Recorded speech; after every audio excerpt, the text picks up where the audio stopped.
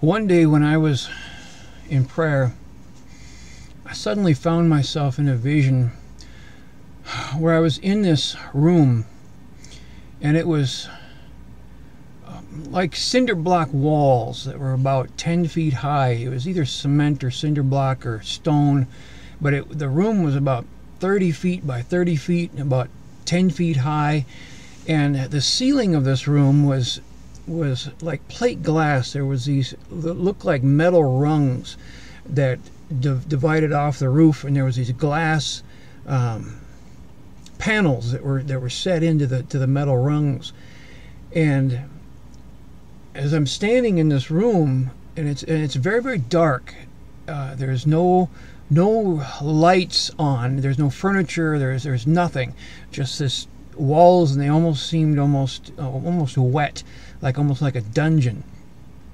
But I'm standing there, and I look up through the glass, and there's clouds that are right down to the layer of the glass. You can't see anything. And it really makes it dark and eerie, but there's clouds, and they're billowing just outside of the glass ceiling. And as I'm standing there looking at it, I noticed that there was a movement. There was something in the room, and up by the glass ceiling, there was a little bird, and this bird was flying up to the glass and hitting the glass and fluttering around and flying up to the thing was trying to get out of the room, in other words. And it kept smacking the glass, and I just thought, oh, you poor thing, you're going to kill yourself if you keep that up. So I'm standing there watching this and feeling bad for this little bird, because he's about to kill himself or break his neck the way he's hitting that glass. And then I heard this sound. It was a sound of like an explosion. It just went whoom! And next thing I know, the glass ceiling shatters. And there's like a vacuum that was created above the glass, and it shattered, and this vacuum pulled the glass off the roof, and it just shattered it away. And then I looked up into the clouds, and the storm clouds that were there had suddenly started to spiral, and there was an open spiral in the middle that was going up into the heavens. And the sound of it, you could just hear this just the sound of this mighty wind as these clouds were now spiraling and opening. And you could see light coming down from the end of this shaft that was going up into the heavens.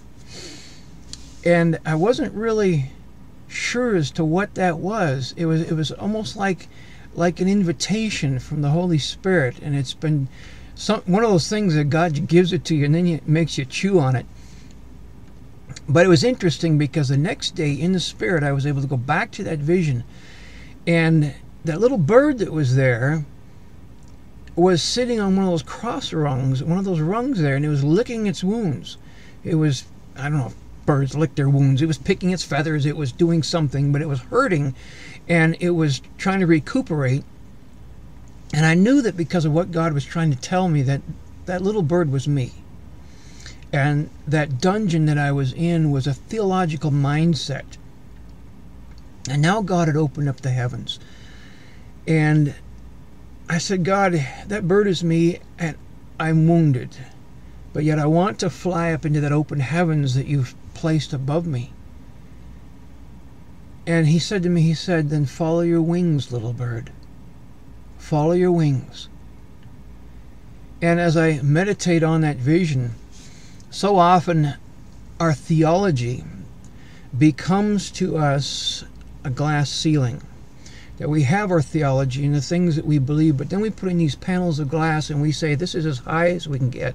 This is as high as we're going to go in the Spirit. There's nothing above this. But yet, with a revelation of God's who He is, He breaks the glass out of the theology and says, no. That's not the end of it. That's the beginning of it. And the heavens are open above it.